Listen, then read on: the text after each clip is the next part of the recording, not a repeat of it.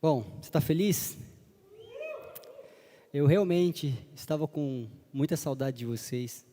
É muito bom estar aqui de volta e é muito bom estar aqui também pregando. Hoje eu quero ressaltar aqui a presença dos meus papais. Vocês já ouviram várias vezes várias ilustrações e parábolas que eu sempre faço com a minha família, com meu pai e minha mãe. E hoje está aqui o meu papai, pastor Laércio, e minha mamãe, que está sorrindo para cá. É a cara dela, só a cara dela, né? E fico muito feliz que eles estão aqui. Eles são de São Paulo, mas estão pastoreando no Maranhão. Então está bem longe de casa. Sejam bem-vindos, amo vocês. Bom, eu queria que... Deixa a sua Bíblia aí que a gente vai ler bastante. Eu gostaria que nesse momento a gente pensasse sobre a vida da maioria dos cristãos. É uma vida que, com certeza, provavelmente, é uma vida que eles buscam ou vivem para querer agradar a Deus. A maioria talvez esteja buscando isso, querer agradar a Deus. E sejamos honestos. Você em algum momento se sentiu, se você é uma dessas pessoas, se sentiu cansado ou uma pressão por, de repente, viver essa vida de querer agradar a Deus? Uma vida onde eu quero agradar a Deus, eu quero que Deus fique feliz. Então, de repente, você se sentiu cansado ou sentiu uma pressão. Eu não sei se você já sentiu isso. E o que me incentivou, me inspirou a escrever essa mensagem foi um texto que eu vi de uma mulher ateísta. Eu comentei acho que a penúltima vez que eu preguei aqui, eu falei sobre esse texto, e quando eu li, eu chorei muito. E eu peguei uma parte dele e eu vou ler para vocês. Ela diz assim, no texto: quando eu era ateísta, o pecado nunca representou um problema para mim. Eu particularmente não tinha consciência do pecado. Na verdade, eu nem sentia culpa. Mas quando eu me tornei cristã, uau! Descobri que havia coisas que eu estava fazendo que Deus não queria na minha vida. Também aprendi sobre a necessidade de amar os outros, de ler a Bíblia, de orar, de testemunhar, de discipular e etc. E muitas vezes pensei, era muito mais fácil ser ateísta. Mas agora que eu conhecia a Deus, sentia um tremendo senso de responsabilidade de agradá-lo com a minha vida. Eu lia a Bíblia, encontrava um mandamento e parecia que o versículo após o versículo eu era capaz de dizer com toda honestidade, é uma boa ideia, preciso colocar isso em prática. Felizmente, Deus me ensinou algo nas Escrituras que me libertou de vez da mentalidade de tentar ser altamente responsável, de estabelecer propósitos para que eu pudesse enxergar Deus de novo e ter prazer no relacionamento com Ele. Eu gostaria que a gente pensasse em algo nesse texto que eu li agora, sobre quando você fala assim em agradar a Deus, sobre o que essa mulher escreveu, falando que antes, quando ela não conhecia a Deus, ela não sentia culpa do que ela fazia. Ela não sabia o que era pecado. Então foi apresentado para ela um Deus onde ela tinha algumas coisas que precisavam ser feitas para que Deus se agradasse dela. Então ela sentiu um peso nisso. Não faça isso, não faça aquilo, não faça isso, não faça aquilo, não faça isso, não faça aquilo. E antes, quando ela não conhecia Deus, parecia que ela não tinha esse peso. E de repente ela começou a se voltar para as Escrituras e entendeu que algumas das responsabilidades que ela achava que estava sobre ela, na verdade, já foram cumpridas. Então aquele peso que ela sentia saiu das costas dela. Sobre agradar a Deus, o que você pensa? O que você acha? O que passa pela sua cabeça quando se fala em agradar a Deus? Talvez na sua cabeça você está pensando em alguns verbos. Mas eu te falar uma coisa, quando pensamos em responder essa pergunta, a nossa mente ela tende a ser tomada por vários verbos, de fazer isso, fazer aquilo, só que na verdade a resposta correta é um único verbo, que se chama Cristo. De que forma eu devo agradar a Deus? Cristo. Essa é a resposta, o único verbo. Aliás, em João capítulo 1, versículo 14 diz, e o verbo se fez carne, habitou entre nós, cheio de graça e de verdade, e vimos a sua glória como a glória como unigênito do Pai. Cristo, o verbo de Deus. Cristo é a chave de tudo. Ela é como se fosse tudo. Todos os outros verbos acabam se rendendo para a obra consumada de Cristo. Se você abrir em Hebreus capítulo 11, versículo 6, por gentileza, pode, se puder colocar para mim aqui, Hebreus capítulo 11, versículo 6, diz assim, em verdade, sem fé é impossível agradar a Deus, portanto, para qualquer pessoa que dele se aproxima, é indispensável crer que ele é real, e que a recompensa de todos quantos se consagram a ele. Você tem uma outra versão? Pode colocar? Na minha versão diz assim, de fato, sem fé é impossível agradar a Deus, portanto é necessário que aquele que se aproxima de Deus, creia que ele existe, e que é galardoador dos que o buscam. Sabe, o capítulo 11 de Hebreus compara a fé de todos os pais do Antigo Testamento, e é interessante que a fé é definida como substância das coisas pelas quais esperamos e a evidência das coisas não vistas. Se a gente vê, abre primeiro, por favor, abre em Hebreus capítulo, deixa eu ver aqui. Hebreus capítulo 11, versículo 1, pode deixar aqui atrás. Se você observar, eu não sei qual é a versão que vai estar, você tem outra versão? A minha é King James. Não. Na minha versão,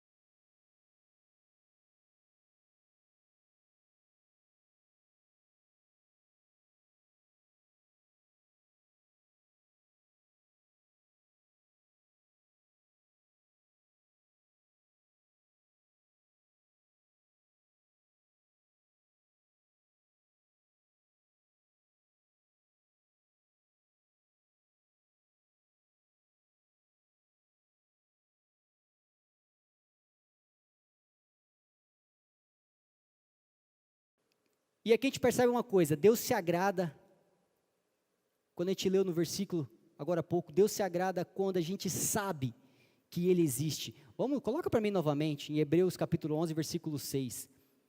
Deus, Ele se agrada.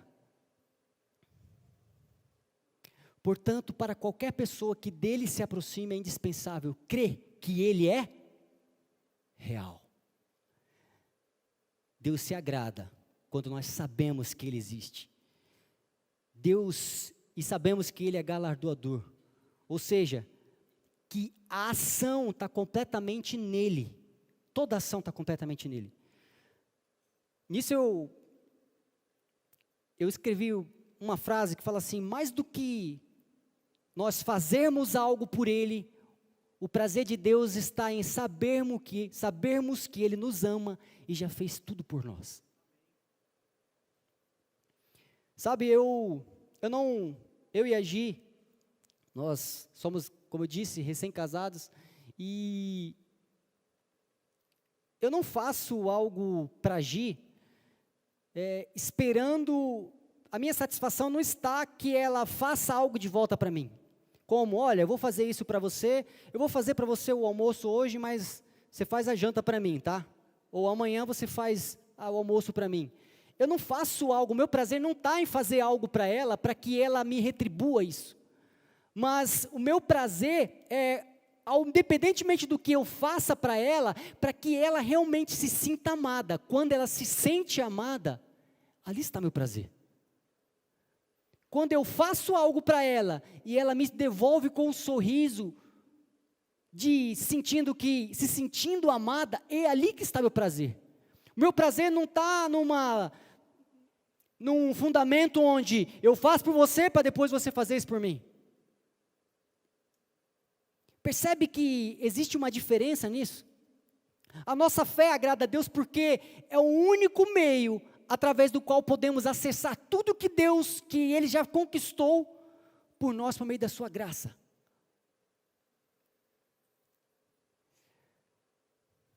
Sabe quando um pai compra um presente para o filho? Seu prazer não está no presente. Se compra para o filho, de repente, uma bicicleta e fala, nossa, que bicicleta linda. O prazer está no momento em que o filho recebe aquele presente com alegria. A fé faz com que o filho aceite o presente. E por causa dessa alegria, satisfaz o pai. Sabe que, se por acaso o papai que está aqui comprasse uma bicicleta para o filho, e na hora de entregar, o filho olhasse a bicicleta de longe e falava, nossa, queria tanto que fosse minha.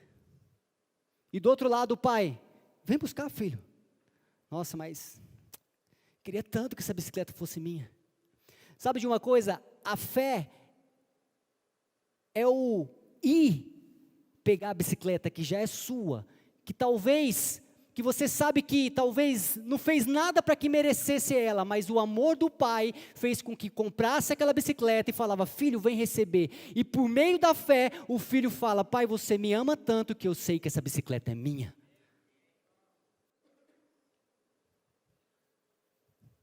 É como se fizesse assim, filho, vem buscar a bicicleta, e o filho, tá pai, mas o que você quer em troca?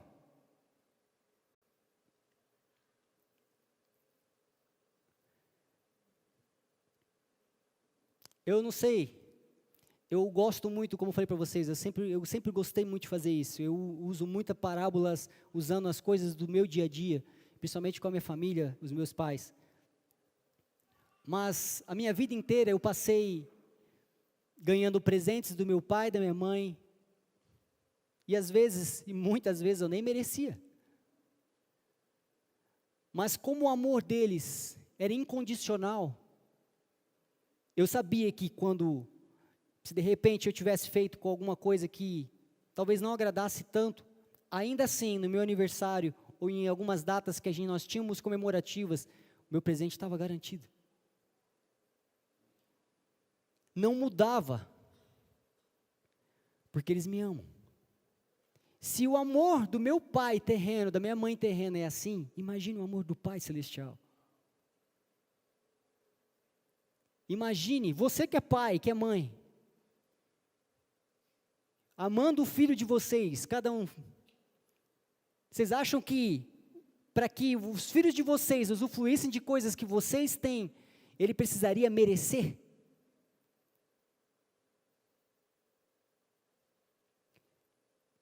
Em Isaías, capítulo 53, versículo 11, a parte A, diz assim, ele verá o fruto do penoso trabalho da sua alma e ficará satisfeito.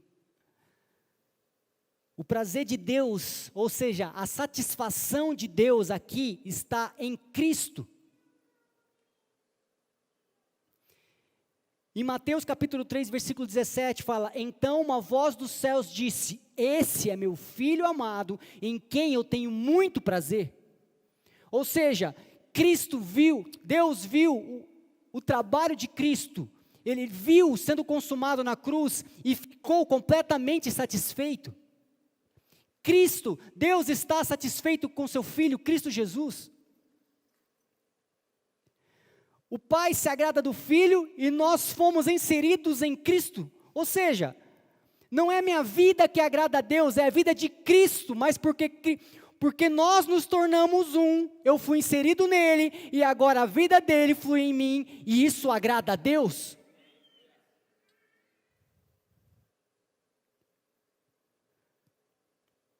Em João capítulo 8, versículo 29, diz: e aquele que me enviou está comigo, não me deixou só, porque eu faço sempre o que lhe agrada. Podemos ver aqui que a nossa fé está totalmente ligada no que Cristo fez, não no meu desempenho. Sabe, igreja, Deus não exige de mim ou de você que a gente fica provando a nossa capacidade para Ele. Me prova que você é bom.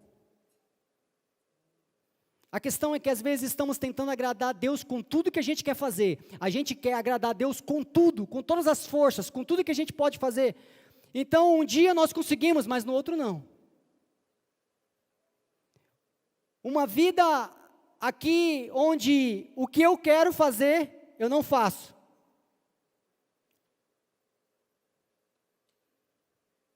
Mas o que eu não quero, eu faço. Assim como descreveu o apóstolo Paulo. E às vezes a gente acaba vivendo uma vida onde Deus quisesse que nós provássemos a Ele que nós somos capazes. Deixa eu te falar uma coisa, presta muita atenção nisso que eu vou te falar agora. Em Mateus capítulo 5, versículo 48 diz: portanto, sede vós perfeitos como é o vosso Pai celeste. Agora entenda uma coisa, a lei de Deus e os seus mandamentos exigem uma perfeição. É por isso que nós mesmos, nós nunca conseguiríamos cumpri-la.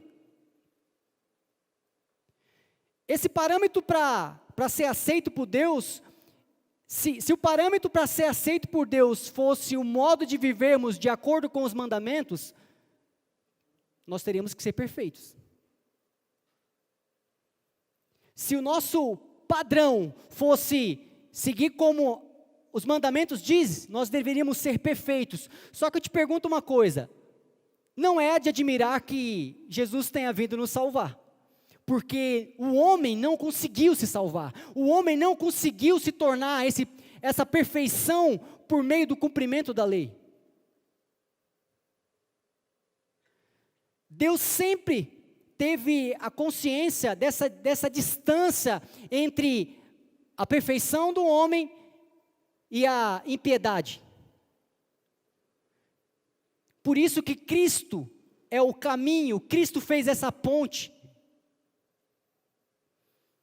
Mesmo, sabe,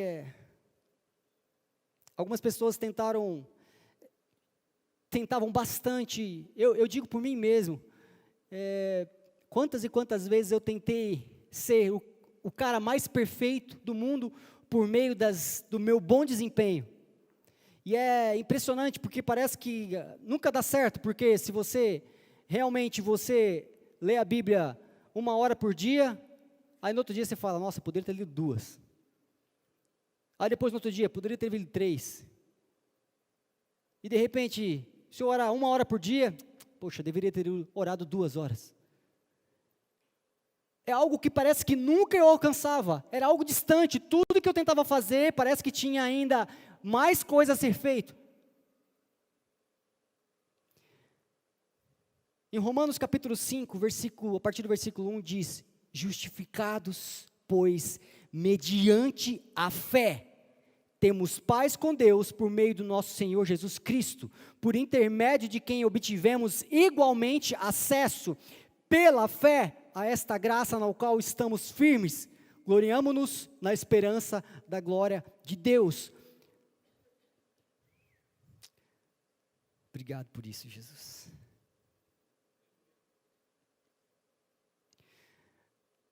Enquanto eu estava escrevendo essa mensagem hoje e Gi, sempre quando eu vou escrever as mensagens, a Gi é uma escritora, e sempre quando eu vou escrever as mensagens, eu peço às vezes para ela redigir alguma coisa ou outra, e sempre a gente escrevia algumas coisas juntos.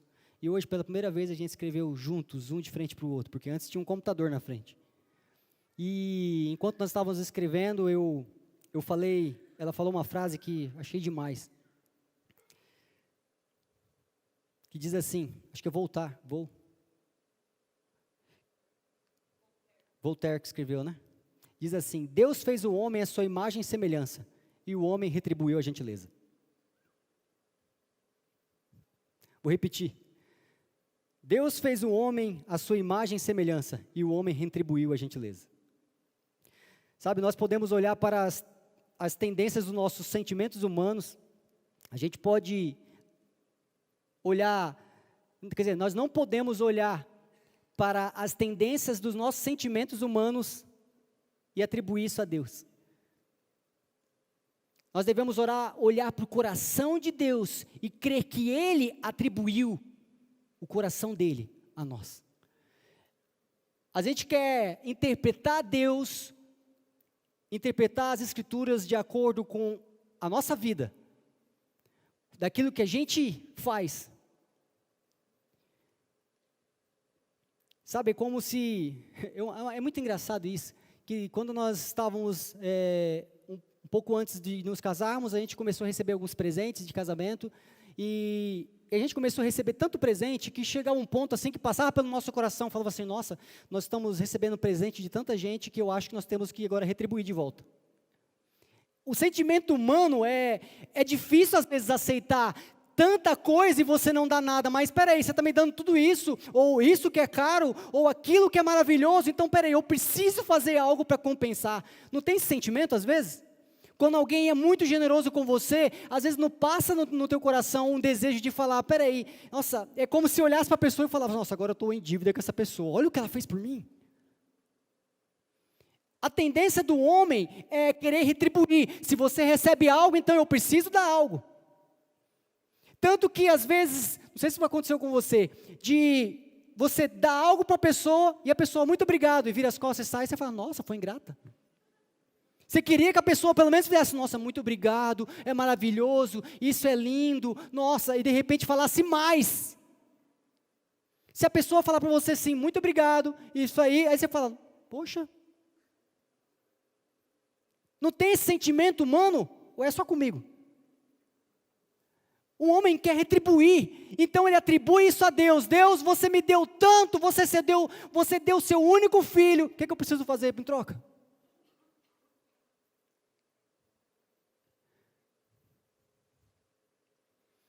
Aí a gente fica esperando Deus, de repente, puxar do bolso uma lista grande e falar, faça tudo isso por mim agora.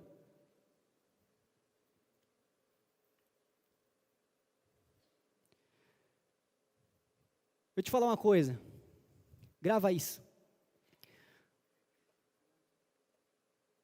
Nós precisamos evitar cair na armadilha de sentir que é nossa responsabilidade agora satisfazer toda...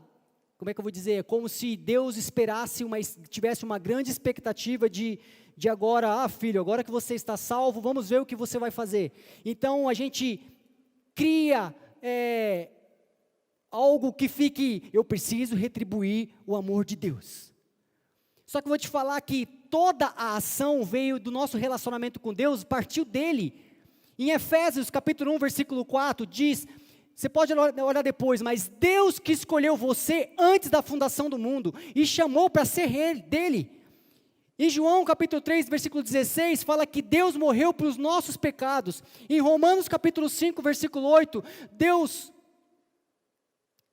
João 3,16, Deus veio ao mundo por você. E em Romanos capítulo 8, capítulo 5, versículo 8, Deus morreu pelos nossos pecados. Em Efésios capítulo 1, versículo 13, Deus se certificou de que alguém explicaria todo o evangelho para cada um de nós. Em Apocalipse 3:20, Deus se ofereceu para entrar na minha vida e na sua vida.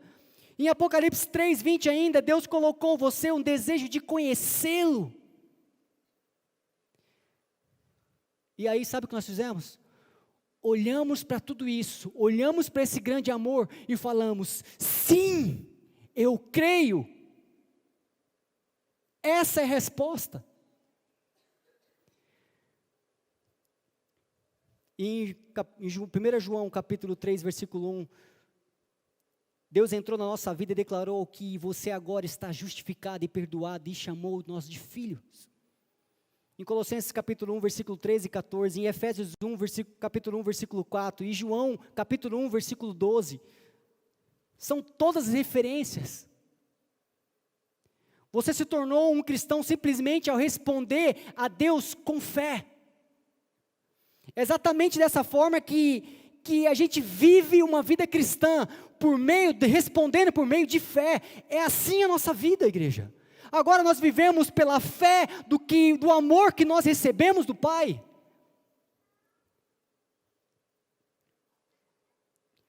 Aí você deve estar pensando assim: nossa, isso é muito simples. Isso é muito simples, Tiago, então qual é o problema disso? O problema é que às vezes a gente acaba tropeçando, a natureza humana faz parte da natureza humana a gente achar que a gente deve alguma coisa para Deus pelo que Ele nos deu. E aí que a gente tropeça. É muito bom para ser verdade, Tiago, então tá.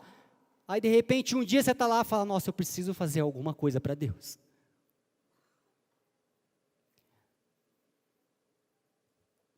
Sabe,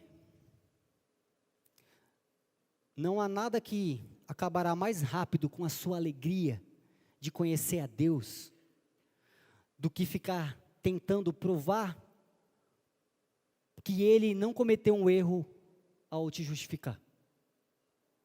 Vou dar um exemplo. Se no meu casamento com a Gi, eu passasse a minha vida toda tentando provar para ela que no dia que ela disse sim para mim, ela não errou, um dia eu ia me cansar. Eu ia sentir um peso. Todos os dias eu levantaria e falar: pois não, o que eu posso fazer por você? Pois não, de que maneira eu posso te agradar? E todos os dias eu tentaria agradar ela de todas as formas. E não é isso que Deus quer. Deus quer simplesmente que por meio da minha fé, no que Cristo fez, eu me relacione com Ele. Igreja, eu não estou falando que nós não devemos fazer nada. Não é isso. Eu estou falando é que, ao invés de eu fazer com as minhas próprias forças, com o meu esforço, eu, por meio da fé, crendo no que Cristo fez, eu me relaciono com Deus. É natural que tudo que eu faça ali seja o que Cristo fez na terra.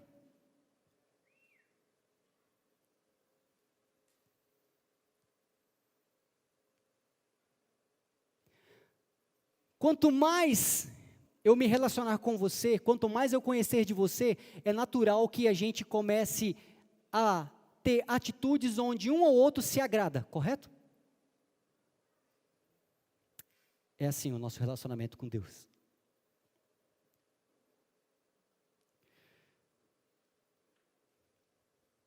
Sabe, Deus, nesse momento que eu estava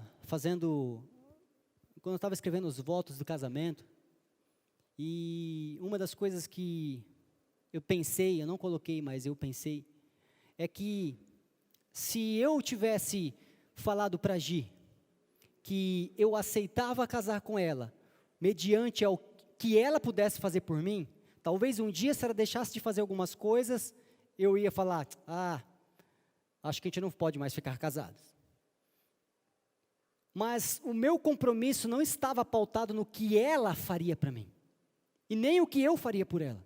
Mas o meu compromisso nessa relação estava pautado na minha palavra. Não importa o que ela faça, eu vou amá-la.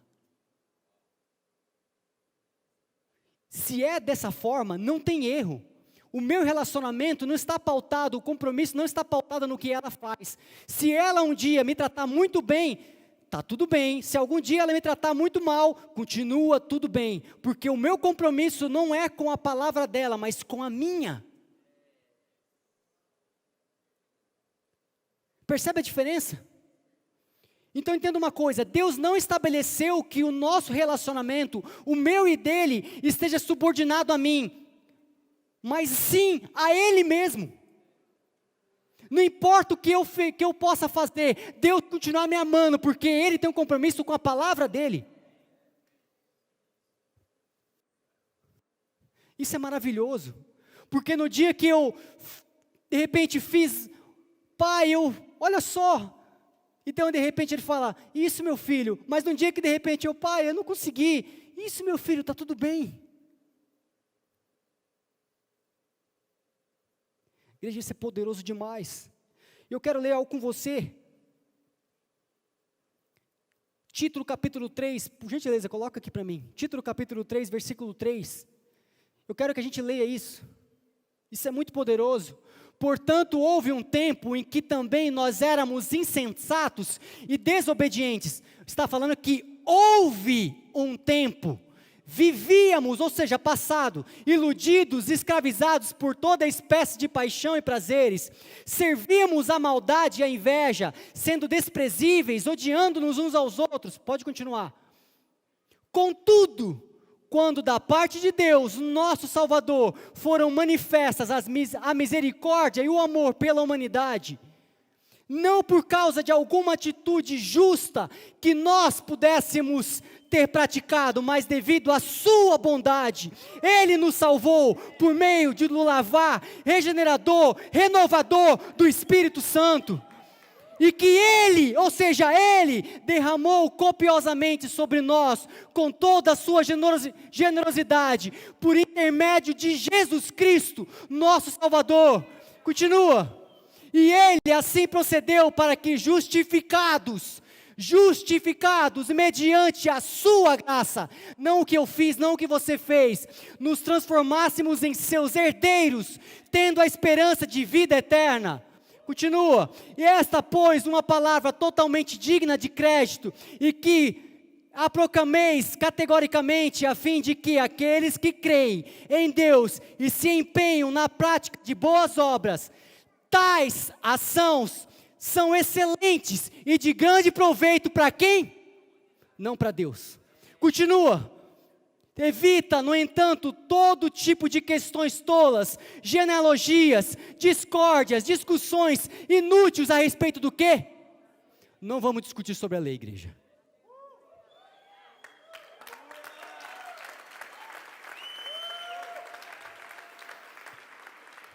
Portanto, essas contendas são vazias e o quê?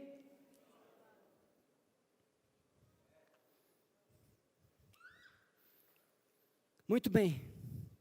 Agora que nós somos cristãos, aí eu te pergunto, agora que você se tornou um com Cristo, tudo que nós demos aqui, mudou? Mudou? Não.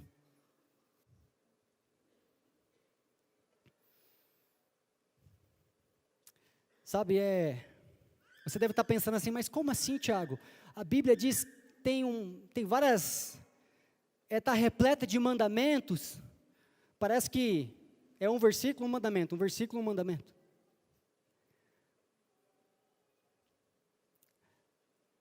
Na verdade, a Bíblia fala que nós não tínhamos, lembra da história da ateísta? Ela não conhecia o pecado, então tinha uma vida que não sabia o que era pecado. Então, quando conheceu a lei, ela passou a entender o que é pecado. Dessa forma, nós entendemos o que é pecado. E quando nós entendemos que é pecado, pensa comigo, igreja, é muito simples. Deus está aqui. O homem não tinha noção do que ele fazia depois da queda, se o que ele fazia era certo, tinha o caráter de Deus. Então, Deus entregou a lei, e os homens, olhando para aquilo, passaram a falar, peraí, nossa, eu já fiz isso, então isso é diferente de Deus. O homem passou a ter consciência do que era pecado. O apóstolo Paulo fala sobre isso, sabe, a verdade é que quanto mais você se esforçar para tentar obedecer, mais você, de repente, via o seu pecado. Quanto mais se esforçava, mais percebia, nossa, eu não consigo. Nossa, passei 2, 3 dias sem fazer aquilo, de repente eu faço, ou daquilo outro. Então o homem percebeu que precisava de um Salvador, que com as suas próprias forças não conseguiria resolver isso. Essa foi a frustração que Paulo falou. Sabe de uma coisa? Lê para mim, abre em Romanos capítulo 7, versículo 7. Portanto, o que concluiremos? A lei é pecado? De forma alguma, de fato. Eu não teria como saber o que é pecado a não ser por intermédio da lei. Portanto, na realidade, eu não haveria conhecido a cobiça se primeiro a lei não tivesse me dito, não cobiçarás. Continua, por gentileza. Mas o pecado, aproveitando-se da ocasião dada pelo mandamento, provocou em mim todo tipo de cobiça, porque onde não há lei, o pecado está morto. Antes eu vivia sem a lei, mas quando veio o mandamento, o pecado reviveu e eu fui ferido de morte. E descobri que o mandamento que era para a vida transformou-se em morte para mim. Portanto, o pecado, valendo-se do mandamento, iludiu-me e por meio dele me matou. E de maneira que a lei é santa, e o mandamento santo, justo e bom, portanto, isso significa que eu era bom, o que era bom tornou-se morte para mim. Tornou-se morte para mim? De forma alguma, mas o pecado, para que se revelasse como pecado, produziu em mim a morte por intermédio do que era bom, a fim de que, por meio do mandamento, o pecado se demonstrasse extremamente maligno. Portanto, é do nosso pleno conhecimento de que a lei é espiritual. Eu, entretanto, sou limitado pela carne, pois fui vendido como escravo ao pecado. Pois não compreendendo o meu próprio modo de agir, portanto eu quero, isso não pratico, entretanto o que eu detesto, isso me entrego a fazer. Ora, se eu faço o que não desejo, tenho que admitir que a lei é boa. Nesse sentido, não sou mais eu quem determina o meu agir, mas sim o pecado que habita em mim. Porque sei que a minha pessoa, isto é, a minha carne, não reside bem algum, portanto, o desejar o bem está presente em meu coração, contudo não consigo realizá-lo. Pois o que pratico não é o bem que almejo, mas o mal que eu quero realizar, esse sigo praticando.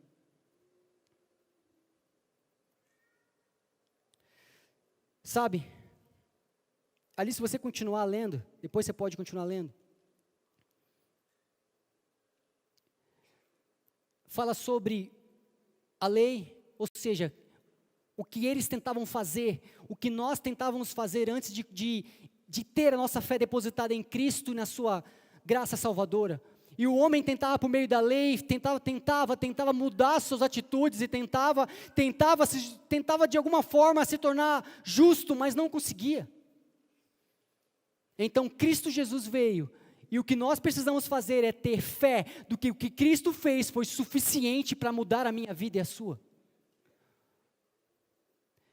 Agora eu quero que a gente entenda uma coisa, nós não amadurecemos e nos tornamos independentes de Deus, ou seja, agora que eu me tornei um com Ele, eu estou maduro o suficiente e eu não preciso de Deus. Não é assim, igreja. Pelo contrário, nós alcançamos a maturidade apenas quando nós permanecemos dependentes de Deus. Significa que a minha fé em Cristo Jesus me torna um com Ele. Eu sou completamente dependente dEle. E à medida que eu sou dependente dEle em tudo, eu me torno completamente maduro.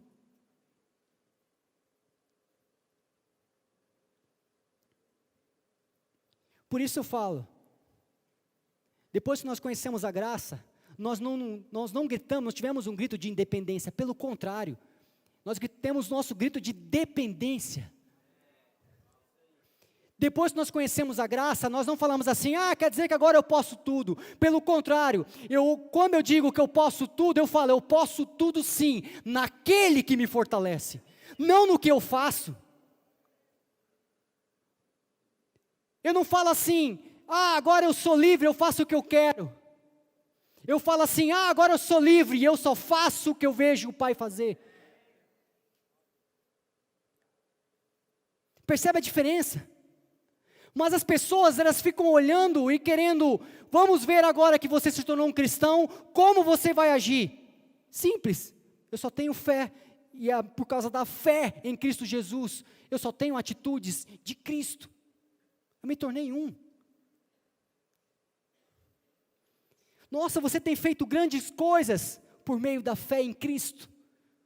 Ah, mas o que você fez, não pelas minhas obras, mas pela obra consumada da cruz. Percebe a diferença, igreja? Eu não oro porque eu preciso de algo, eu oro porque eu já tenho tudo. Eu não leio a Bíblia porque eu preciso de algo, mas eu já leio a Bíblia porque eu estou me tornando cada dia mais parecido com Ele. Não é o que eu faço porque eu preciso de algo, mas é porque eu estou me relacionando com Ele em tudo que eu faço. Desde jogar bola e ter comunhão com meus irmãos, ou de repente estar na minha casa, lendo, orando, ou fazendo qualquer coisa que de repente você considere como se fosse algo que precisa ser feito. E eu te falo uma coisa, não existem mais coisas espirituais, mas agora somos nós que somos espirituais. Tudo que eu faço, tudo, absolutamente tudo.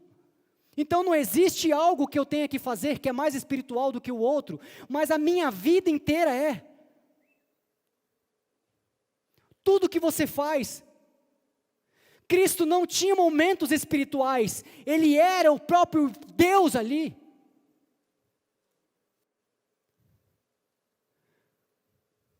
Percebe a diferença?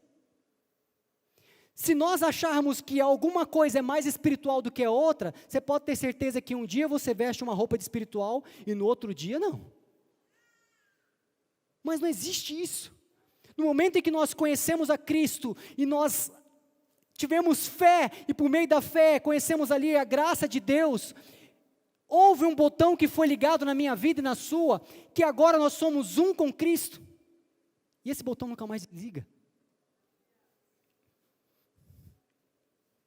Paulo diz em Gálatas capítulo 2, versículo 16, sabendo, contudo, que o homem não é justificado por obras da lei, e sim mediante a fé em Cristo Jesus, também temos crido em Cristo Jesus, para que fôssemos justificados pela fé em Cristo, e não por obras da lei, pois por obras da lei ninguém será justificado.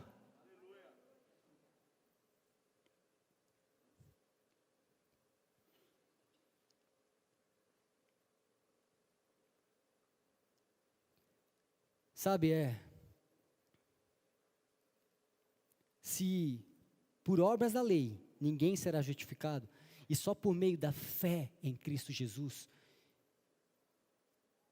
então tudo que eu tenho, tudo que eu sou, eu deposito em Cristo.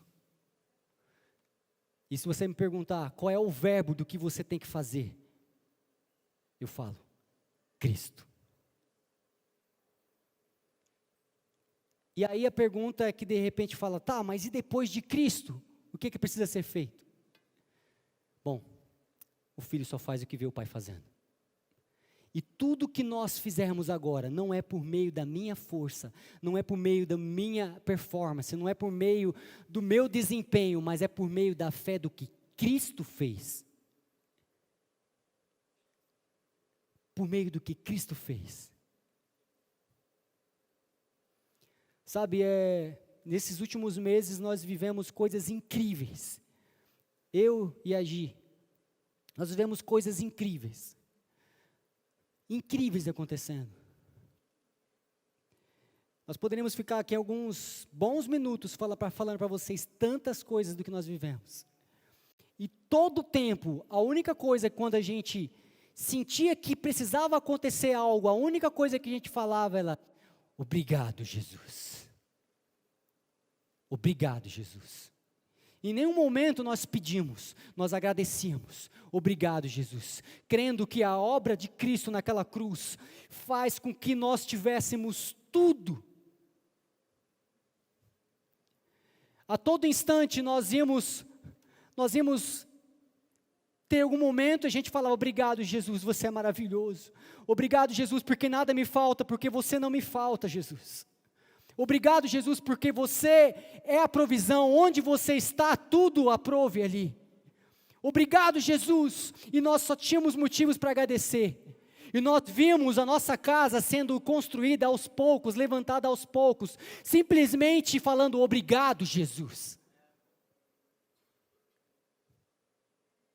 Agora eu te falo, não foi nosso desempenho, igreja. Não foi. Mas foi a certeza, a fé de que o que eu não estava vendo já existia ali, por meio de Cristo.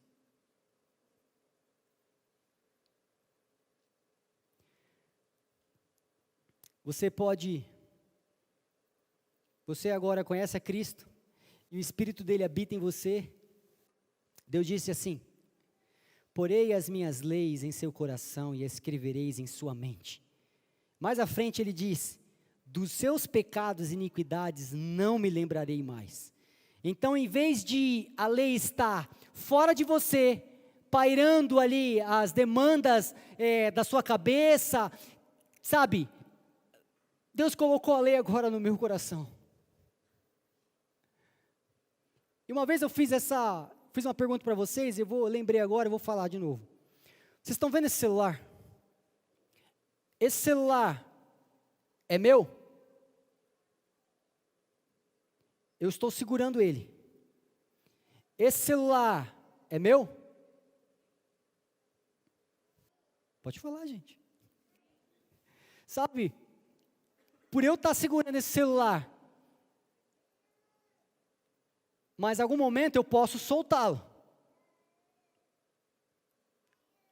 Concorda? Mas agora, se esse de repente celular se tornar um comigo e ele estiver dentro de mim, em algum momento eu posso ficar sem o celular? Assim é a lei.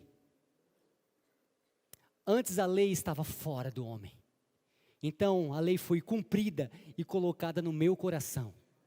Aí eu te falo uma coisa: Tiago, agora você vai deixar de viver tudo que a lei fazia? A lei foi cumprida, colocada no meu coração, eu tenho fé em Cristo, as minhas atitudes só são parecidas com a de Cristo, eu me tornei um com Cristo. Mas agora, aquela demanda que tinha de cumpre a lei, Tiago, não existe, ela foi cumprida e habita em mim. Quando você se torna um com Cristo, é natural que você tenha atitudes de Cristo.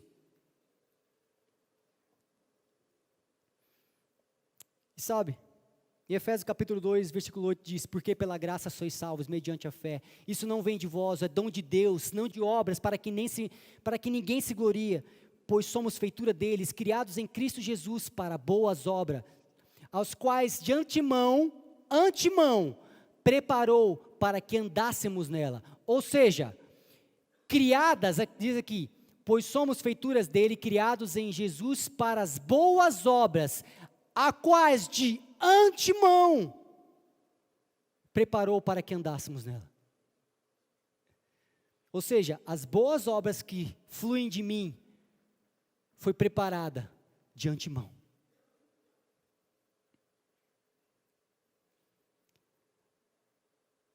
E eu gostaria de ir caminhando para o final, aqui. Em ler Romanos capítulo 7, versículo 4, por gentileza, coloquem para mim. Romanos capítulo 7, versículo 4. Assim também vós, meus irmãos, morrestes quanto à lei mediante ao corpo de Cristo, para que pertencedes a outro, aquele que ressuscitou dentre os mortos, a fim de que frutifiquemos para Deus.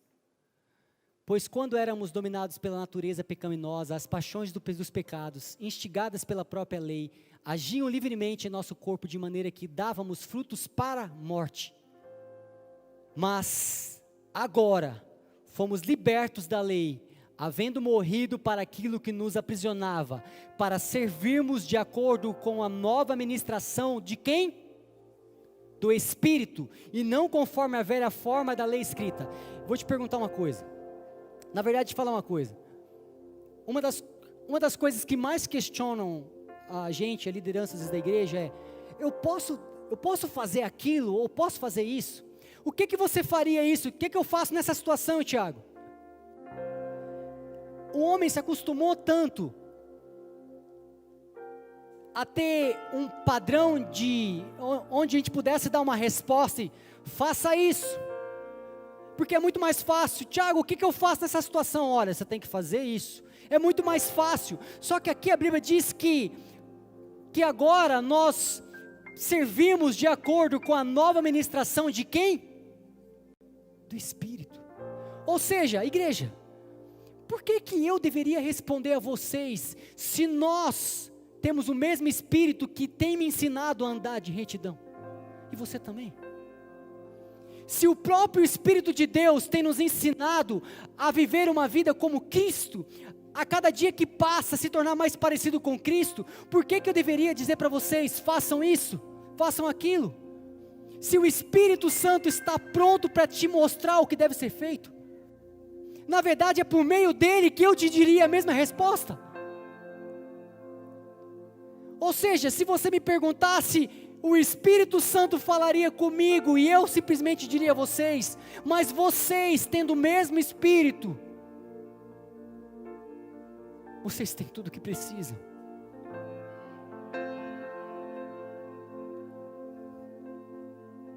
Continua, por favor. Portanto, o que concluiremos? A lei é pecado? De forma alguma, de fato, eu não teria como saber o que é pecado, a não ser por meio intermédio da lei. Portanto, na realidade, não haveria conhecida cobiça. Isso aqui nós lemos. Eu quero que abra um outro versículo para mim, por gentileza, que é em Romanos capítulo 10, versículo 4.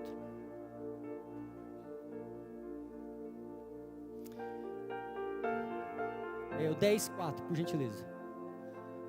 Porque o fim da lei é Cristo, para a justificação de todo o que? E em Romanos 4, capítulo 4, versículo 5. Todavia, o que não trabalha, mas o que crê em Deus, que justifica o ímpio, sua fé lhe é acreditada como? Sabe o que a grande questão é? Mas e para a gente estar justificado, andar de injustiça, sua fé lhe é acreditado como?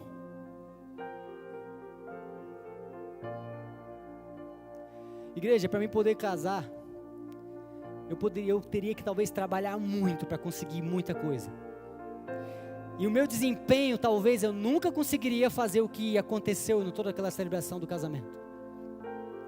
As minhas forças, o meu desempenho, o meu suor, a minha dedicação, os meus momentos talvez de pagar um preço, eu nunca conseguiria viver o que eu vivi. Mas simplesmente, pela fé, lhe é acreditado como justiça. Simplesmente tendo fé, eu tive um casamento como um justo.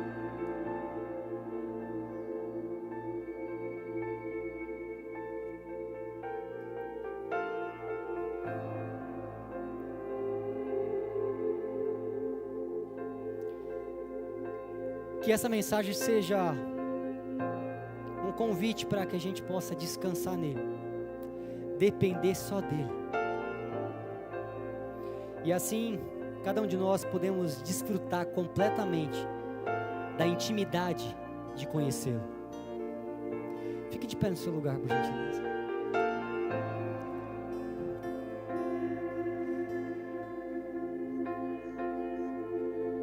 Sabe, enquanto a gente se preparava ali para o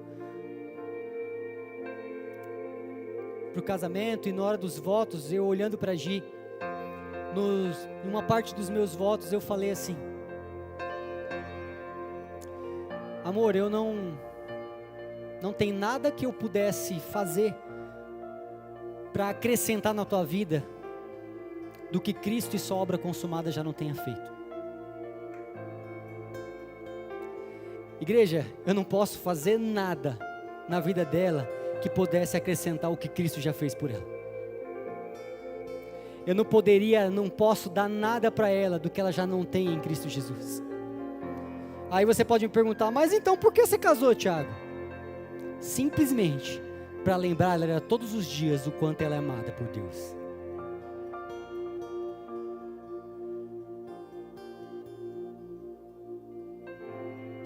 Isso eu posso fazer. Todos os dias da minha vida, eu posso lembrar ela o quanto ela é amada por Deus. Acrescentar? Não. Mas lembrar? Sim.